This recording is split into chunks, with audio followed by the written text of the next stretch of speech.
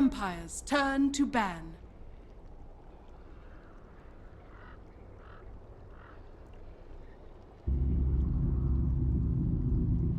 Dire team ban.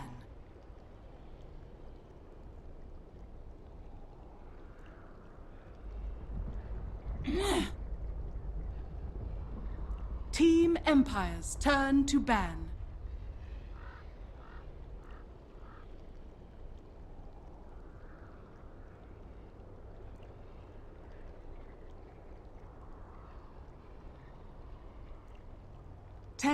Welcome everybody to game number 2 of Team Empire up against OG Dota 2. We had ourselves an extended break while we waited for servers to be, well, lobbies to be rehosted and all that kind of jazz. But we have now arrived at game 2 where OG had themselves a 1-game advantage after what was, well, a momentum swinging game 1 to a wonderful conclusion with team fights for OG Dota 2 taking game number 1 and the advantage that with one more win, we'll be seeing our winners, our grand final, the winners moving forward, because we're going to be doing 2 OG Dota 2 games tonight for those who have been asking. So if OG win, we'll be having Team Liquid going up against OG, and if Team Empire win, we'll have OG going up against Golden Boys. That is the schedule for tonight. It's very dynamic and changing, and a man who also is able to read dynamic and changing. Maybe a little bit more Dota. It's my co-caster, Scanzor. Welcome, man. Welcome back. Oh, thanks. That's a very nice thing to say. I was wondering if you saw on Twitter during the break, Resolution tweeted something like, Nightstalker, what a hero. Like, do you think that Nightstalker was particularly upsetting to Lino last game? Is it just that he was really the problem, man? I don't think Nightstalker was really the problem to the Lina. The problem was just still the fact that SF was able to find a large amount of farm. It was a good choice by Miracle to go in for something like that Daedalus. He understood the Wyvern was only going to give him a certain amount of control time, and the Queen of Pain kind of shrugged off most of the effect of Nightstalker apart from Vision. Which I know is a big thing, but kind of said it during the last game as well. Vision doesn't really matter when you're having these 5-on-5 fights and everyone's basically standing on top of each other anyway. Yeah, exactly. You're not getting that benefits. I mean, I feel like the previous game was great, and I would recommend anyone watch the VOD because there's so much that's educational about it in terms of, like, you know, the value of Lotus Orb as an item, but also the pros and also the cons of the item. But then there's also, in terms of, like, the perks of taking a passive approach to winning a game, an economic approach, or taking an aggressive one. I almost feel like the game starts at Empire's style, then, like, OG were kind of doing their own thing anyway, but then they started playing Empire's game. They went ahead, then Empire took the lead, then right near the end when we thought Empire could win the game, and I'm like complimenting them for showing discipline, their discipline kind of falters and they get punished for it and end up losing the game. And so what you're saying is it was your fault that you jinxed Team Empire and they lost. That's what you're saying, is it, Scant? Yes, I decided. Yeah, I decided the fate of the teams. That's when you gotta take the approach of just never compliment the team, so you never have to jinx them. Well, there's that Nightstalker ban, so Resolution clearly couldn't justify this team banning him in the first phase, but he wants nothing to do with it and out of the draft for this game.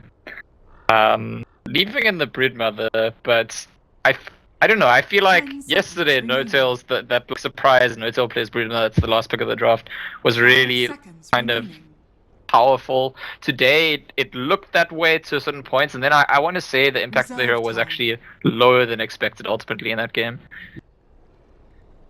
Yeah, it could have had a bigger impact, but we kind of like beat a dead horse when we kept talking about all of the item potential builds that he could have gone for. So it could have been a very more impactful Broodmother game.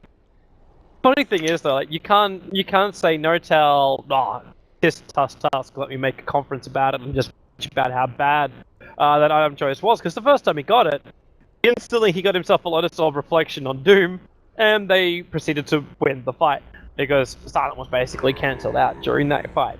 So it was one of these times where you just say, you know what, it worked, then the timing kind of fell off, the Lich tried to go for Lotus Orb as well, the timing just didn't really work for that, so then they had to go into recovery mode. That's when OG showed their patience, their resolve as a team, and their focus. That was one thing which I was very impressed with with OG back when they were known as Monkey Business, with their performance at MLG with the finals there.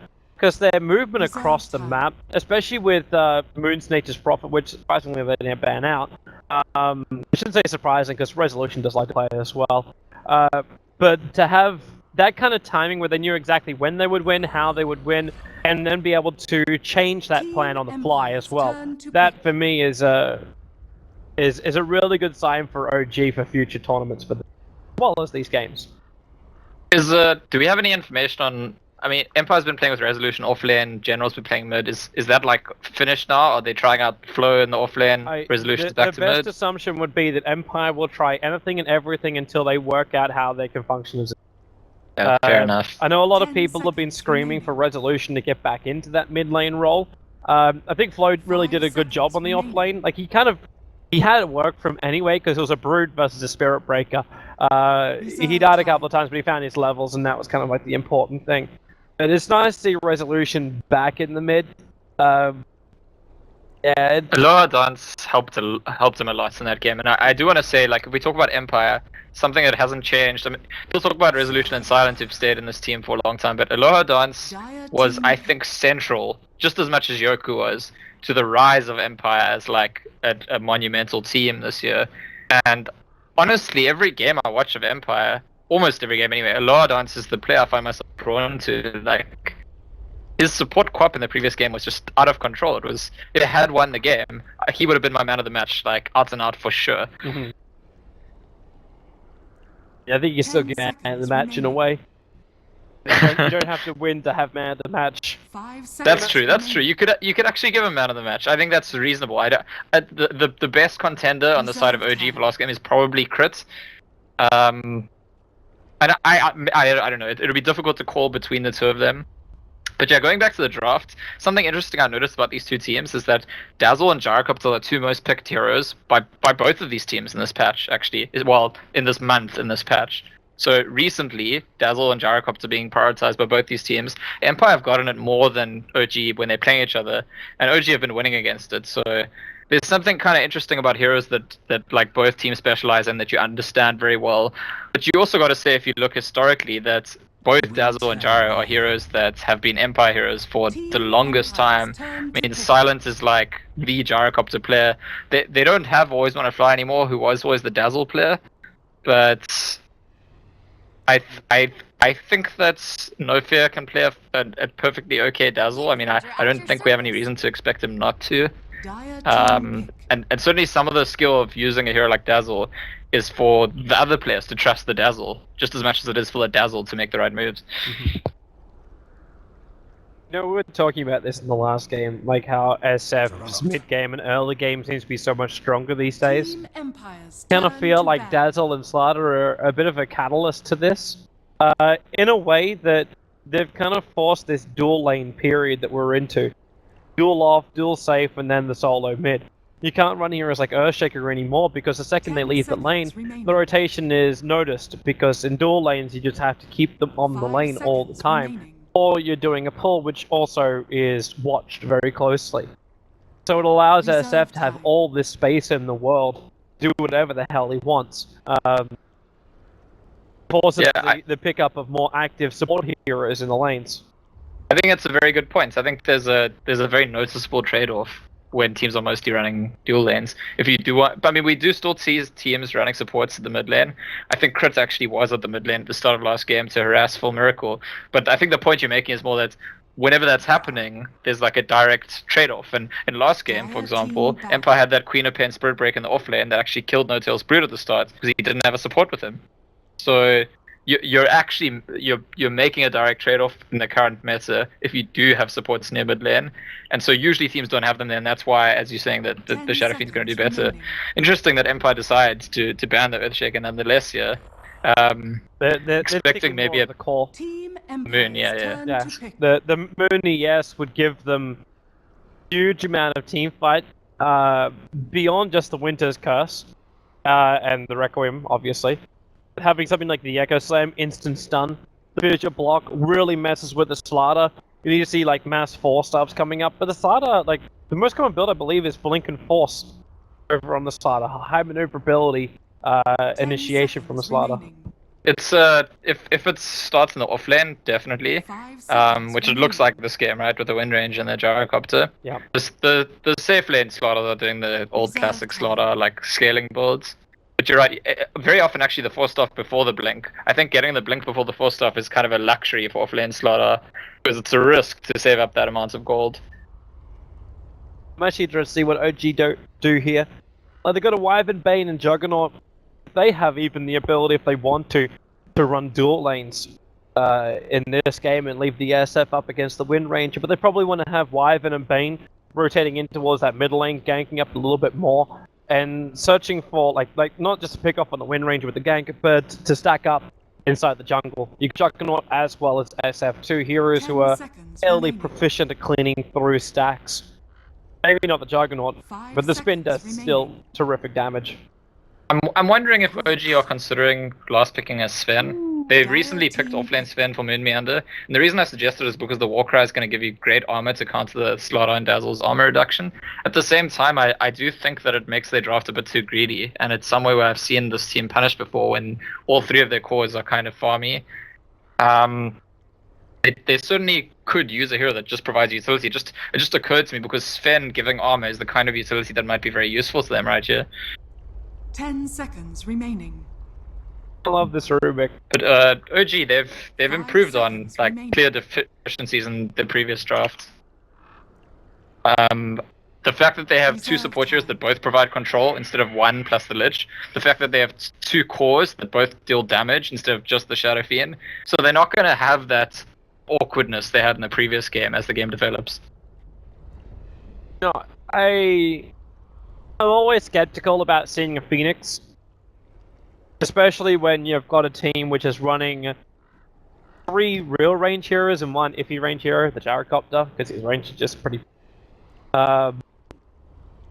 Get that Nova off, Mike was probably going to cause large amounts of problems for the Slaughter.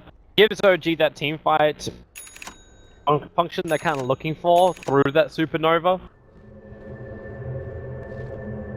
Yeah, I think that laning phase, I'm always a little skeptical. The Rubik is with telekinesis. It's a fairly good counter to the Phoenix. You just got to be in range for it. But it's that instant grip that you can get out from a low hard dance that can make it work. Yeah, I need to reconnect to this game. I'm receiving uncompressed updates or whatever it is that happens when your Dota just freaks out. That's okay. Okay. I'll get back in there, but I think I agree with you. I think that the Phoenix on its own is not going to get great ultis with that lineup. With the teammates threatening all the things they do, the Omni Slash, the Requiem, the Winter's Curse, it can get great ultis. So the concern is more about the laning stage. We'll see how it does there. Well, Moon will try and have as much fun with it as possible. He's here for the Rune Steal at the moment.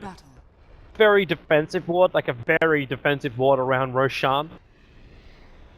So he's able to understand when Empire is going to come down for this. So if OG can secure both runes, like getting Phoenix into the point where he can have both Icarus Dive as well as Fire Spirits in the lane, and push himself closer and closer towards these Tranquilus, they don't see him. They're pinging out that he should be there.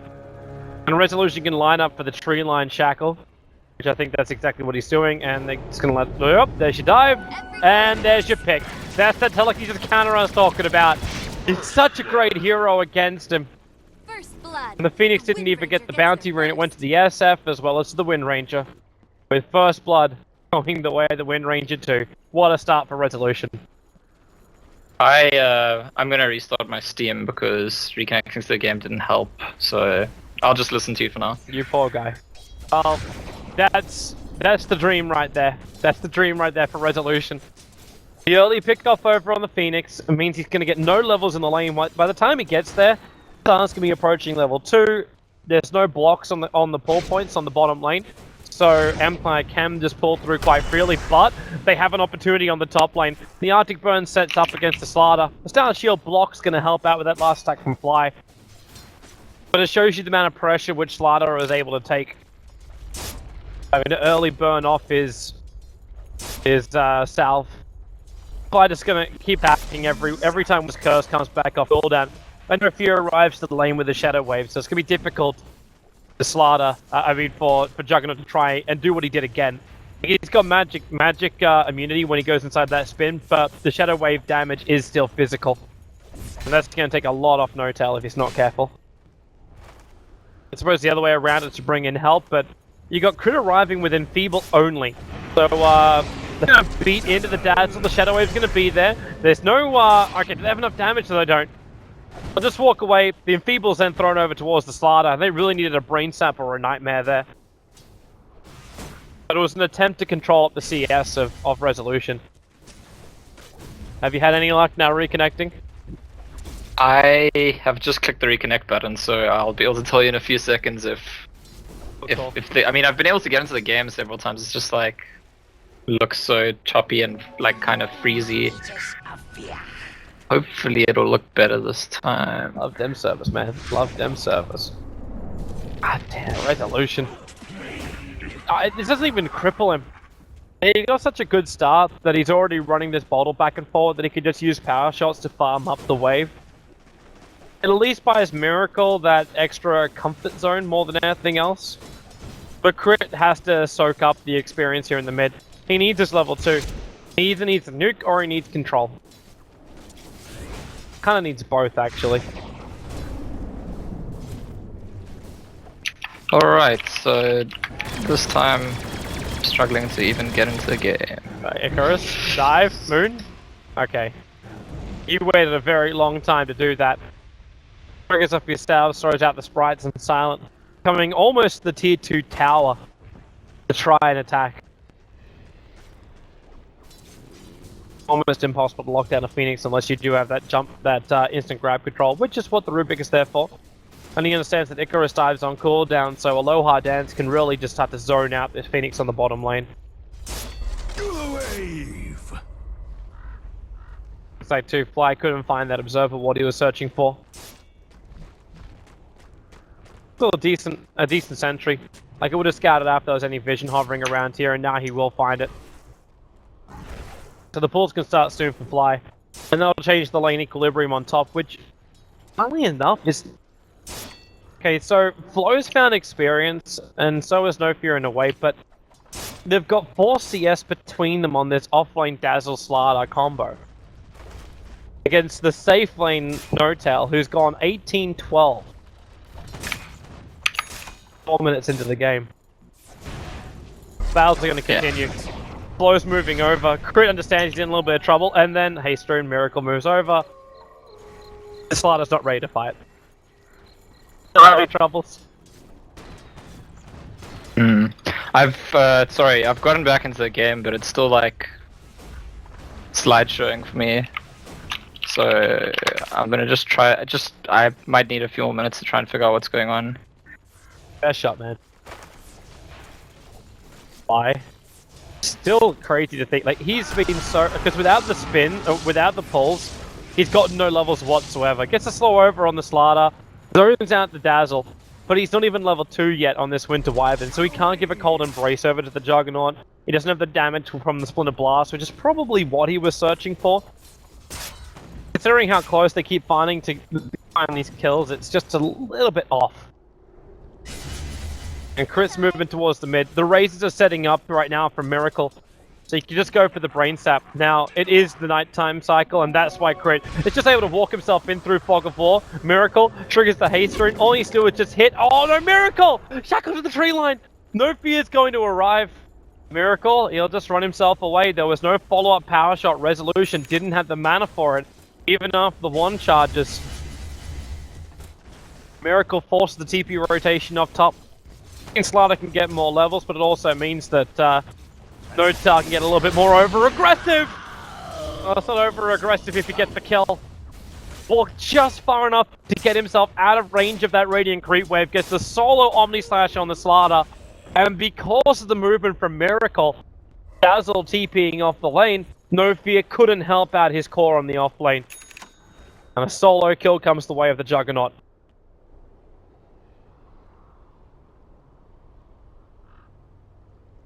I'd even stop something like that. You can see it coming as a Slardar, but probably never really think that the Juggernaut's going to dive that heavily on you. But he can do it at any point. walking around with that mango means he's always got that extra man to play around with. He's got running a bottle as well on this Juggernaut. So it's just a little too easy for him at the moment. So this happened to me a couple weeks ago when I cast the Durka, and it seems like I'm connecting bad to the server. My line looks okay, but I'm just gonna try and reset it quickly. Sorry, I have to ditch you for a few more minutes. No, not a problem, Scan. I have solo cast previously. I can hold my own. Okay, so let's check out our lanes while we're here in the pause. We looked at the off lane of Empire, where the Slardars managed to find levels, but 1 death, as well as no farm. Not the greatest in the world. Up against the Phoenix, who, yeah, he gave away first blood, but Moon's also managed to find 5 levels, which means this Supernova's going to come online at a decent rate, and once he gets himself another 100 gold, he's going to have Tranquil Boots up and running, and then he can just sit close towards the lane. You then have to look towards the other angle. When does Silent as well as the Juggernaut come online? Silent, obviously, a lot of early game aggression he can get from his Rocket Barrage. Not going to be as useful up against the Phoenix because he needs to have control from the Rubik. So he's fairly reliant on that. But right now, it looks like the Juggernaut's going to do a lot more work a lot earlier on. They need to shut down OG's cause. You can't catch up the Juggernaut, which you probably can't. Okay, he just got scouted. That ping from Fly was perfectly on the mark. The Rubik moving up. Now he's going to realize there's no... Well, actually, there's 2 stacks. I'll block it with an Obs Ward. But Miracle's already got his Flash Farm. He's up to 40 CS. They throw down 1 Sentry Ward, feeling that something is awry. And the SF, like, he can't stack at the moment. Looks like top lane, no fear. Oh, he's gonna burn out. Like, all they're gonna do is throw another sprite on him, and he should tick out inside the base, which is exactly what happens. Flo moves himself forward. They've already committed Icarus dive, the healing ward. Gonna give the extra life here to the Phoenix, but then the Shackle and Focus Fire from Resolution. Good rotation up. Ends up being a 1-for-1 trade-off then. But you drag 2 cores up to the top lane, and then instantly the movement, he can't reach him. 10 life for the Slardar, able to sprint himself away. Just out of range of the Juggernaut. That was a level 4 Blade Fury, just doing as much damage as he could. But Juggernaut, if he had these phase boots a fraction of a second earlier, he would have ended up getting that kill on the Slardar. And that would have been huge momentum being taken away from the Slardar, which is so important for him, as well as going the way of the Juggernaut. I guess SF has now realized that camp's been blocked up. Miracle has to go farm elsewhere. Wasn't really part of the plan. Fly now has to expend an extra 200 gold. Like, we're gonna try and bring Scant back in again now. Alright, can you hear me? Yeah! Up. How you doing? How you doing? Is it getting any better for you? Take that as a maybe. Crit. No telekinesis grab, resolution. He's actually gonna steal the regeneration rune. Crit. That nightmare to play around with as the pickup is gonna throw him back into the barrage. So the game is totally fine now, but I can't hear you properly on Skype. Can you try calling me back? Yeah, I can do that. It's like there is actually a bit of a weird thing. He couldn't hear me at all just then. According to this. Alright, let's try this, Hello? man. Hi. Radiant's top tower is under attack. So deep freaking invade. Quality. Try it again. But eventually his systems will work. So 75 CS in for the SF.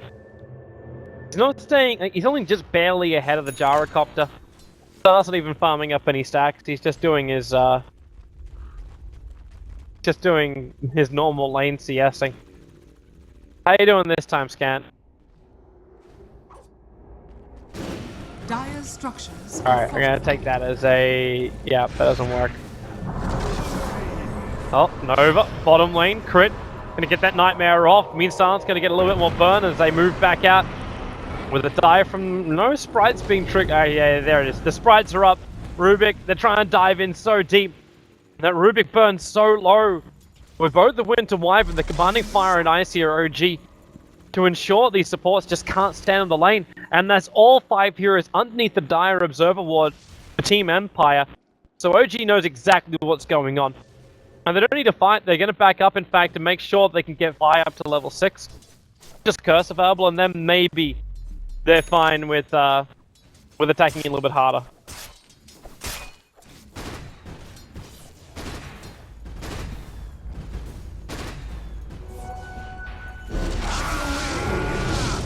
No-Tell's going to go again. 10 stick charges would have allowed him to go for that Omni Slash. Would have got a solo kill over on Silent.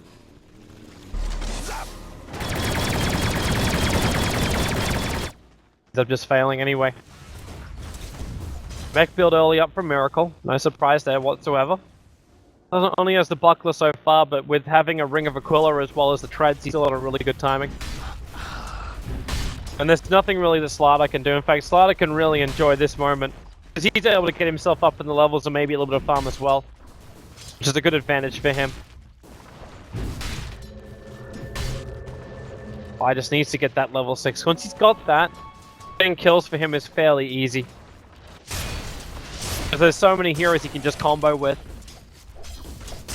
Also interested to see the build that comes out from this Juggernaut. Still hasn't made up his mind yet. 1500 gold, what's he going to buy? Calling Blade and TP for now. But he could go for the early fighting builds. Look for the Ring of Aquila, look for the drums kind of style. Two most popular early item builds. Early items to build. Mech recipe done for the SF.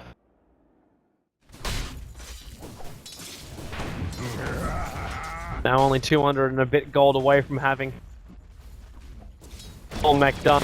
Looks like Chris gonna get himself in a little bit of trouble. Almost able to get the kill on a low hard dance. Miracle is coming down to help him, but it's already a little bit too late.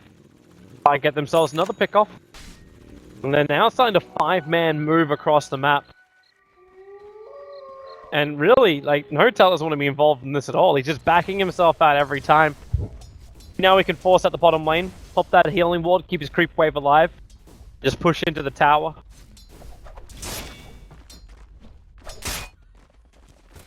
There's no one else moving down for Team Empire. Hey. Hi. I think... Can you hear me now? Yeah, everything's fixed thanks to Knoxville. So, shout out to him. Fantastic. Thanks, Nox. Looks like I'm just in time to see Miracle get ganked. Yeah, it's a bad time. But you do still have room with a Nova sitting behind him, as well as Bane, who's got this Nightmare Interruption, and almost level 6. He's almost got the Fiend's Grip up. So, summary of the lane stage for me. Who's been doing what? As in, you want me to give you a summary of? No, yeah, I'm asking you. Yeah. I was just like, wow, you've been actually keeping up with gameplay, trying to fix all your internet problems. That's impressive, bro. Good thing we have ourselves a pause to talk about it. So the laning phase basically is the fact that Miracle was never really ganked controlled. So he's got himself free CS. There was a small little contest for inside the jungle to stop the stacks, but most of the stacks had already been done. Miracle already farmed up, so this is a very on-time kind of mech for him. Silent didn't really have any kind of aggression going against him. He actually got really aggressive, diving in almost to the tier 2 tower to try and zone out Moon. So that was kind of what it was. Juggernaut got a solo kill on the Slardar very early on with an Omni Slash pickup. Speaking of that now, well, how's he going to live through this one? Not at all. Dies instantly. They have to go into the Nova in combination with a Curse start, the Splinter Blast. The stun should be able to connect that range. No, he's just far enough out.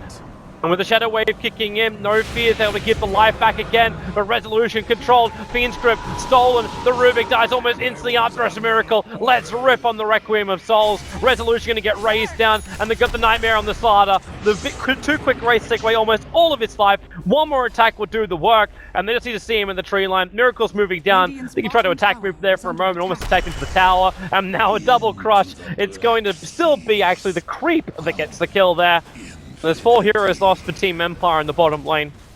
The rest of the summary of the lanes was the fact that Slardar got Jack all farm, he got killed off pretty hard. The Wind Ranger got an early bottle, so she got farm with Power Shot, and this early rotating Bane did kind of a little bit of annoyance more than anything else with an early and feeble point, but that's all. Yeah.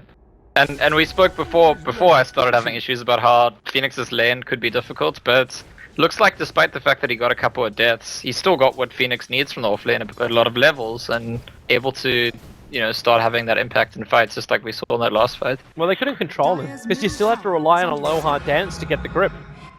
Without that, there's kind of nothing against him, and now, well, Moon, he's found a new target. It's going to be the Dazzle. Did this once before, nice shackle over on Fly, the Nightmare actually going to cancel a large portion of the damage until, yeah, they take it off him. With the Shadow Wave damage and the power shot from Resolution, able to reach the retreating support. That's both the support from OG dropping. I think OG had very little business being there. I guess they just didn't expect a whole lot of Empire heroes to appear. But Fly's Winter Wyvern had no mana after he used his Arctic Burn, so even though his ulti wasn't ready, he wouldn't have been able to use any other spells. Just feels like they were far behind enemy lines and thinking it's safe because they might run into one hero and pick them off, but instead they ran into lots of heroes and get picked off. Kill time? Yes, No tail. I think that's what No Tail's hoping for. You like as well this greedier style build, going for the Helm of the Dominator over on the Juggernaut? It's very interesting. I don't know actually. I don't know that I've seen this at all before, and maybe I've just not been paying attention, but definitely I think that the Mask of Madness build has proven to be just like not appropriate anymore the way the game's being played, and this whole team is smoking up behind him. Well, they want to ensure the towers. Moon's a very juicy target to attack, but now as Moon walks across the lane, they realize, okay, it's daytime, they see all. Smoke's going to break on Fire. Smoke is also going to, actually, it's going to time out on Crit. The illusions from Resolution were trying to do the scout. Didn't really find anything, but they do still see no fear. Crit won't get himself in range for this, so they just let the mid-tier 1 tower go. Yeah, and I talked last game about how there's so many different ways to build your SF at the moment, but Miracle is going for pretty much the exact same. Here they come, the call down, the shackle doesn't latch! How's it not latch? It's Wind Ranger, she's broken! Now they jump forward, Phoenix potentially can go into the Nova, but they're all a little bit too far away, so keeps going down for these Spirits. The Feybolt damage actually doing some decent work when you combine it up with a power shot. The Slaughter still ended up ticking out. As those sprites going to work, Crit being picked up and thrown back as the Observe Ward in the hillside for OG. To let them know what they can get away with. They've got Weave as well as Amplification on them. The Weave's about to wear off when they start for Roshan while the Slaughter is down. Miracle was not there. I mean, the reason I missed the start of the fight talking about Miracle is because I was watching him, and OG just take a clash 4v5, come out of it with a kill, and the strongest hero is the one who's not there. I think that's a worrying sign for Team Empire. More worrying sign, the fact you got an Immortal SF is about to finish up a full SNY, and we're only 17 minutes into the game. Dire's bottom tower. It's less over 9,000 right now. You got to find a way to quell this SF. The thing you are correct about is the shackle shots. I mean, whether or not you land that shackle shot makes a huge difference. Also, Resolution extremely close to his Aghanim Scepter, which once he hits that, then it's even bigger deal. When you hit those shackle shots, you make kills. Simple as that. I still can't believe it hit the latch. Like, the amount of BS shackles I have seen over the course of the last, well, lifetime, actually, because it's always been BS. But he shackled a hero that was here. It didn't latch the tree that was behind him, or the hero that was out here, or so it's like, okay, what is going on here? It's just, did they patch Wind Ranger while I wasn't looking? It's like that one secret angle that doesn't work to balance all the overpowered ones that do work. Well, I think the Empire may have just had a little bit of a problem in their exhaust port. Haven't really predicted that one coming. But yeah, I mean, I want to go back to this Helm of Dom Jug build just because I find it interesting that, I mean, you want to be able to farm the jungle, and so you need some kind of lifesteal. And I don't really like the Blads in him. I feel like it's too much money for too much of like a utility rather than a carry item. So I guess Helm of Dom's kind of the natural way to go if you're not going to go Mask of Madness or Vlads, but you do want lifesteal. You leave it a Mask of Death, or Morbid Mask, whatever they call it these days, but Helm of Dom does give you that extra value. It does make you tanky, it does give you damage, can dominate creeps, and he's actually, speaking of this Juggernaut, he's in big trouble. Flash might get him out this one. Rubik is so low, but the shackle from Resolution this time it will latch. And that'll save the life there of the Rubik. Meanwhile, stacking creeps might be having a little bit more trouble. Yeah, and we see, if you look at No-Tail, what he bought as he was dying, he's going towards that Battle Fury. So it's just like a complete carry build, like scaling carry. After Battle Fury, you'll probably buy a lot of stat items, maybe a BKB. I like how Like he approaches this too. The Shackle from Resolution is going to latch, but he used the Helmet the Dominator to get an Ogre Frost Mage, which wasn't with him. It's with the rest of the team. So he's trying to offset the weave that's coming out from Team Empire. Yeah, I spoke in the draft about how Sven might help with that, but certainly just dominating a Frost Ogre, an Ogre Frost Mage, sorry, couldn't do that. And Aloha Dance has had spin. He had to deny the bounty rune, couldn't get out there to pick it up and get back out to safety in time. OG are really just starting to camp up on top of this Radiant Ancient stack. I say stack, still even a stack because they keep farming it. And the thing is, in the previous game, I felt like there's a stage where OG are dominating by playing methodically, and then I said they made a mistake of making the game about team fights and that favored Empire. In this game, even though Empire is a team that likes to fight, I think OG have an exceptional fighting lineup. So it's not like if they start taking those fights, they're just going to lose them. If anything, I think they're favored in those fights. Definitely right now at the Aegis, but just in general with the Wyvern ulti, Phoenix ulti, 2 heroes for that DPS, that extra amount of control. Their last draft couldn't take those fights. This game, I struggle to see Empire, playing Empire Dota and coming back into the game. So right now they're not playing Empire Dota, they're actually split pushing. They're also hoping too that, well, I don't know if OG will be done in time, but someone from OG would come up to defend that top. They got the critical new item up. It's the Blink Dagger over on the Slaughter. At the same time, we get a Blink Dagger onto the SF. 12,000 net worth. 21 minutes in. That Blink Daggering Slaughter can do so much work. They really want to have it like a good first reveal. They keep Resolution pushing out the top lane, but it looks like bait. In OG, what do you do when you got bait? You spring the trap. Come up with more force than Empire can deal with and just spring the trap. Now their smoke's gonna break, so they gotta know the Resolution. Yeah, with that power shot, there's a line just being drawn directly to him. They curse him up, and this is very reminiscent of what happened to him when he was leaner in the last game. It's just easy control. And Empire, they just can't defend that. OG will commit anything they've got to ensure these cores from Empire stay down. And it's honestly, it's much more threatening than the previous game, because here, Fly can throw the curse, and it's not like this is everything for our ability to fight. It's not like if the whole of Empire is there, we waste the curse, we lose the fight, because there's all that extra amount of control from the Bane and the Phoenix on OG's side. So they can be as loose as they want with the curse, going for pickoffs, and they're totally fine to take fights anyway. And after they take a fight like that, they can just go back to their farming. Just keep the money rolling in. This Phoenix running Hand of Midas now going in for the plate melt. Kiva's Guard's going to make a life very difficult here for Team Empire.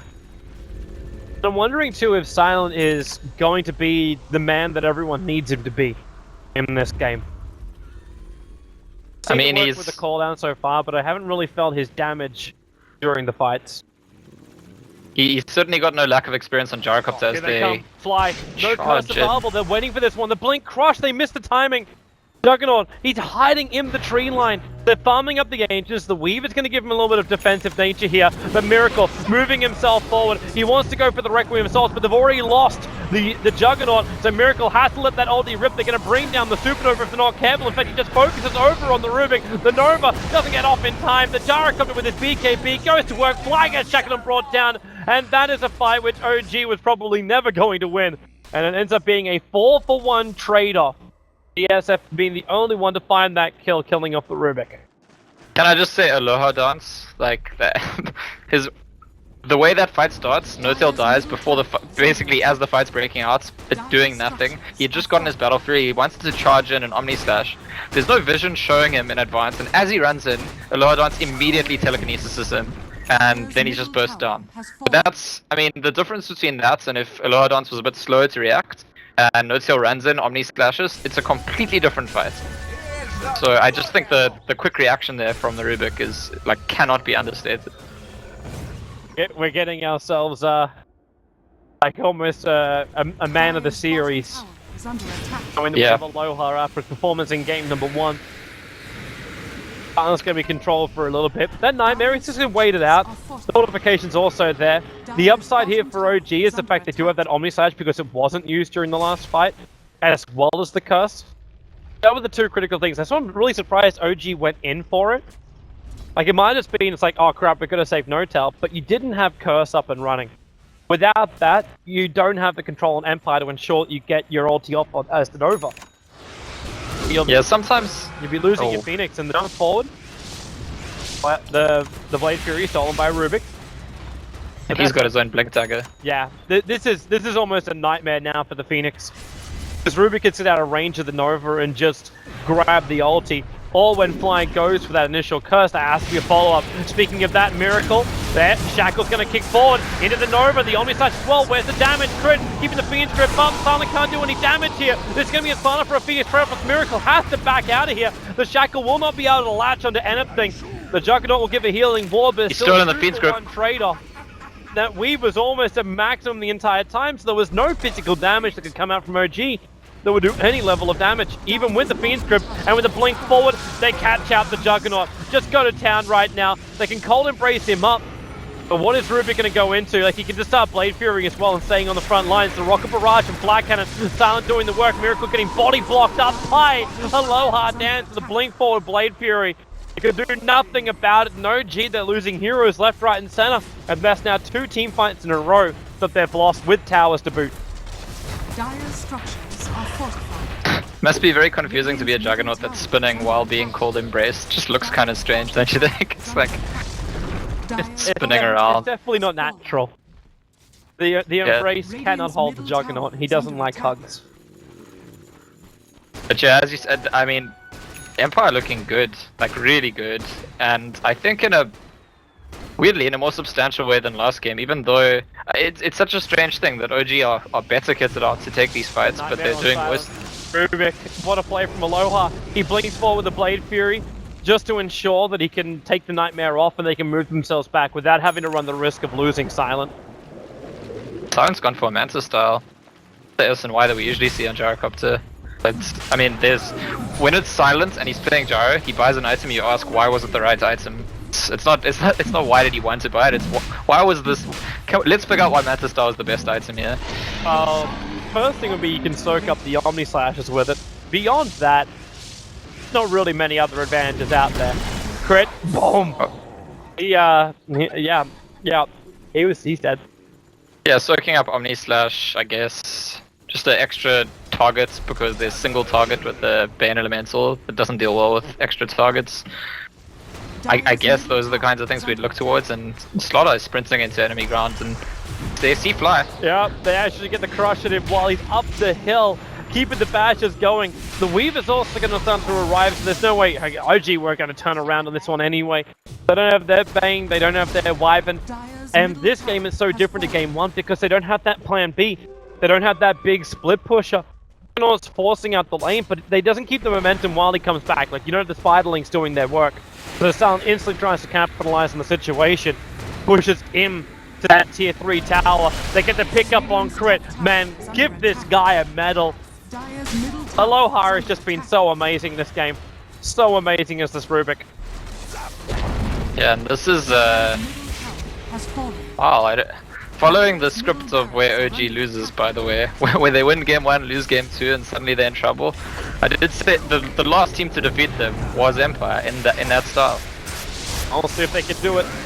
Right now the Sun Ray burning forward, they have to go into the Nova stance on the front line. Where's your damage? The call is good, but the ulti, the Nova, it doesn't finish! It can't connect, the Razor's damage is not going to be enough, not while the cooldown's down, and Silent going to town. I think OG might have just lost this game with a double crush from Flora. In fact, they call it, it's GG, there's too many fights in a row being lost, and there's just nothing that OG has that can repel the Empire.